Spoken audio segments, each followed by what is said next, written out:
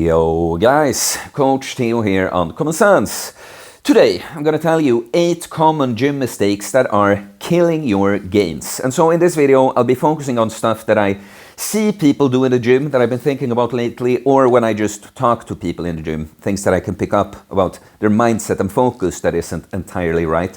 So there are some things that, you could say, oh, you're not consistent enough, but I think we all understand that even if we get most things right, if we take breaks for several weeks at a time from the gym, we're not going to see progress. So, like I said, we're focusing on mistakes I see in the gym and I talk to people in the gym about. I want to ask you already now, like and comment.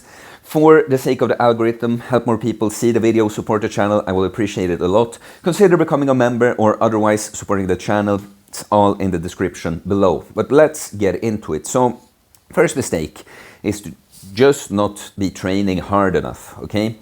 Might sound simple, but this, you see so many people that just are way too far from their threshold. And the thing is, I'm personally huge fan of training to failure. Then I'm kind of annoyed about the overly science-focused content where it's like, oh, you can actually leave these many reps in reserve or train with an RPE approach and blah, blah, blah, which can have its place, but it's more for advanced individuals that really don't have a problem with training hard enough and might have to structure their training a bit differently because they don't have this problem that they're not pushing themselves enough. They can actually kind of, nail it down like that. But unless you're a complete beginner, then maybe just going through the motions and not even training super hard will yield some kind of progress in strength and muscle gains.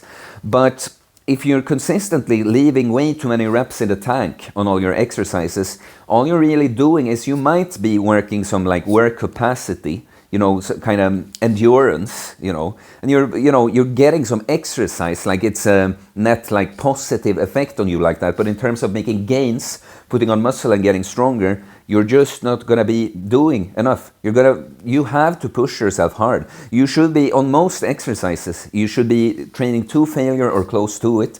On the big compound exercises is when you maybe leave a bit more reps in the tank. You're still gonna have to train hard enough, okay? Most people don't understand how not hard they train. In studies, consistently, when people get to like estimate a weight on an exercise, how many reps they think they can do, and then when they're tested to actually do as many as they can, they way overshoot it. So, not training hard enough, very common mistake. So the next one is no plan for progression. And I find this kind of interesting, how many people that it's almost like they view their training as just sort of a supplement. I just take these. I'll just take these sets of these exercises if there were these reps and now something should be happening to me. But again, that might work. Maybe even the same workout done a few times for a complete beginner. You might get a little better from each time, but you're gonna have to push yourself harder. Like you have to view this not as a supplement, but as you're actually training, literally training to become better at something. Like compare this with, if say you're learning a language, and first you learn the basics, just little words, say, my name is this, what's your name, oh, have a good day, or whatever. If your goal is to be able to have more in-depth, deep, more complicated, advanced discussions, you can't always come and just be like, oh, I just do my little things with the basics here over and over. It's not, you can't do that. You have to progress. You have to actively do more.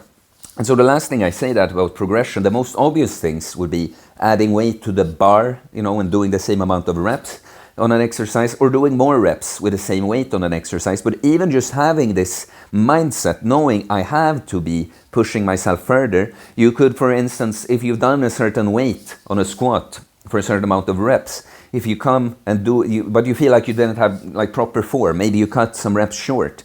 If you do again the same weight and reps, but you just had I'm gonna nail the form now, like how my first few reps were on my other sets, the last workout, I want all my reps to be like that. You're making progress. You're challenging yourself more that way too. So just having this mindset of I need to be, not maybe exactly literally every workout, but as a whole, I need to be pushing myself further. I can't just come and think I can supplement with the same things in the gym all the time. I actually have to be training to get better moving forward like that. So the next one is using too much weight. So ego lifting or lifting with bad form. And this is just a complete waste of time. Like the thing is, even if you're saying you're doing a squat using too much weight, so you can't even go down to parallel. The thing is, if you push these sets hard enough and applied some kind of progress, it's not that you couldn't make any strength or muscle gains from this at all. It's not that it would still just not be optimal, but it's also very likely. You know, you use way too much weight, you can't even get down to 90 degrees. You're probably gonna have the problem still that you're not training hard enough, because you bit off more than you can chew, and now you can't even chew it properly. So it feels good, because look how much weight there's on the bar. Yeah, of course I'm getting stronger, I'm lifting so much weight.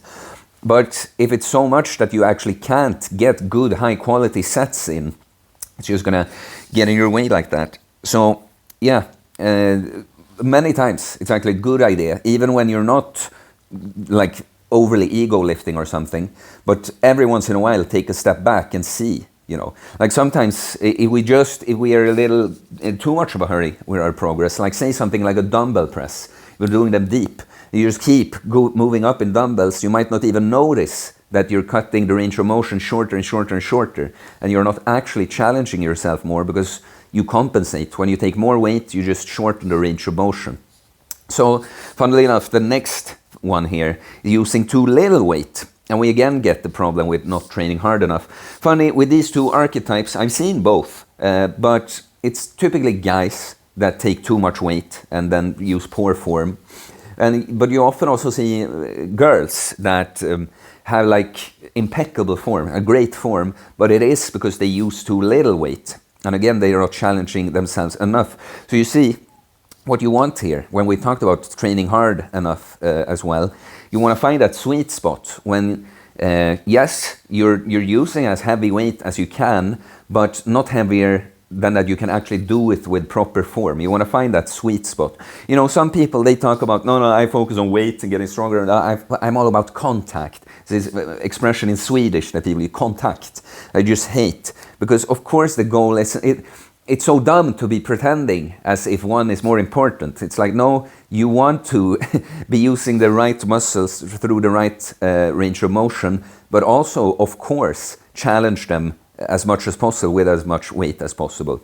So you see, you can go wrong in either direction. Either you're too focused on the form, you're not really pushing the weight, so it challenges you enough, or you're all about the weight, so you actually forget about the form. Okay, next one, focusing on the wrong things. So this is so common, like all the questions someone like myself gets, right?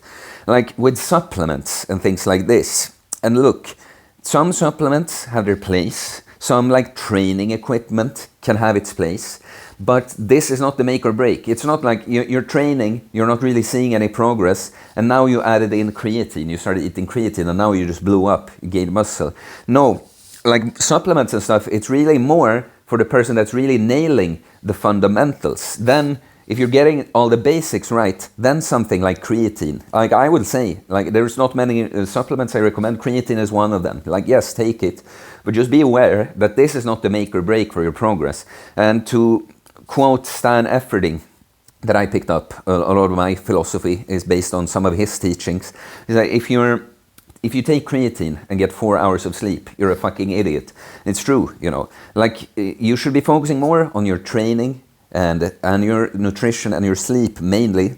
These are 1,000 times more worth than the supplements. But so many people, they want to find like as if it's something else. Again, like now we're talking literally about supplements, but it's just like if I just find the right thing to just add in here, something that I can just eat like this, now the progress happens. No. You're focusing on the wrong things. These are little aids, little training equipment, little supplement can do something for you when you get all the other things right, okay? The hierarchy for gains, progress, for the natural lifter is always going to be the training, proper training practice. That's when we plant the seed. The nutrition, giving ourselves good building blocks to repair and build back stronger. And we do that a lot when we sleep. So these are going to be the most important things. I get furious on this phone, like it shuts off recordings if the phone wants to update. Like, as if I would ever be in the midst of recording a video and be like, yeah, you know what, let's do the software update. Like, F you, phone. Let's move on. Okay, the next one, is not doing compound exercises. So you will see some people that come in and they might train pretty hard, but they just have a kind of a poor selection. Like they have gotten into their head like, oh, barbells are not really for me or something. They just do machines and dumbbells and that. You can typically see like a guy that has kind of like well-developed arms and shoulders, because these are muscles that respond pretty well to more isolated exercises. But he's like lacking overall, and it's very often the lack of, because the compound exercises, so think multi-joint exercises where you can get with a lot of stability, where you can go really heavy, core presses, bench presses, shoulder presses, weighted chin-ups, barbell rows, barbell squats and deadlifts, and some variations of these. These are always going to be your bread and butter. You can't build a complete physique without doing, like focusing the majority of your work, the majority of your gains should be coming from these exercises. So if you go in and you just do all my lat pull downs, maybe some dumbbell presses, some curls, some triceps push downs, some lateral raises and shit, yeah, you're gonna develop some muscle, but you're gonna be incomplete. Yeah, and so the next one is a funny like mirror of this. It's like only doing compound exercises. I would generally prefer that approach of just doing compound exercises with fewer isolations. But again, there are some muscles, and for some not body parts, but body types, that are just not going to get a full development from compound exercises only.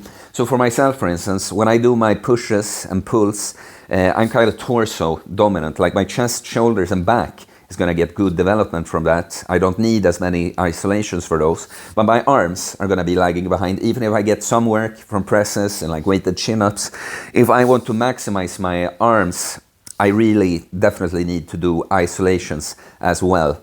So you see, again, how you need both. I would say compound, the person that just does compounds is going to have an advantage over the one that just does isolations. But you can summarize these into poor programming. You know, there are quite a few people that can go to the gym consistently and push it quite hard. It's just that the structure of what they're doing, like both on the day, the individual workouts, but like on the week as a whole, it's just poorly structured, and so they don't see the kind of progress that they could with better programming. Programming is key. It's like the natural lifters. That's where the most room for optimization is. So the last one is thinking it's complicated, or that there are secrets or shortcuts, or that something other than hard work matters. This is again talking about this, like focusing on the wrong things. Like, do you take creatine? Oh, have you this? Do you have this training equipment or whatever? Like, the thing is, even going through all the mistakes here that I see are very common, that definitely affect progress. If you get the fundamentals down of you're actually consistent, you're actually progressively overloading, even then, if you're not having great form, if your programming isn't all that great, you know, this kind of shit. If you get the hard work part done, you're still gonna make progress. Like I would talk about someone like myself, this is kind of what I see as the secret to my success, is when I started, I got the hard work, the fundamentals down. I understood I need to be consistent, I need to be pushing myself harder, but then my exercise selection, my form, my programming, all of that was way poorer, but I could still make progress. So you see, it's like people want it to be complicated, or that there are secrets, either because it's an excuse, you know, no, it's so complicated, I wouldn't want to start working hard before I know exactly how to do it, you know, or it's just an excuse to point the finger, like, you know, it's because it's complicated, I haven't found it, it's not my lack of effort or anything. But so much, it's kind of like, nah, just be consistent and just push yourself harder over time. Then the other things, there's just where you have room for improvement. This is what really matters. So yeah, guys, please let me know if you think there's anything I missed, any other mistake you see that's common in the gym. Any ideas for other videos like this you'd like to see, please let me know. All comments and likes help support the channel, so it's very much appreciated. Anyway, consider supporting the channel, like I said, becoming a member. Or if you're interested in my coaching, that is, of course, about more than just the training part. It's about mindset, becoming the best you overall. But you can reach out on Instagram, send me a direct message, or email me. It's all in the description below. And please subscribe for more content about fitness, fasting, losing weight, building muscle, self-improvement, stoicism, mental health, philosophy, spirituality, mindset. It is a mindset, guys. Just do the work. It's not complicated, really. Get swole. Peace.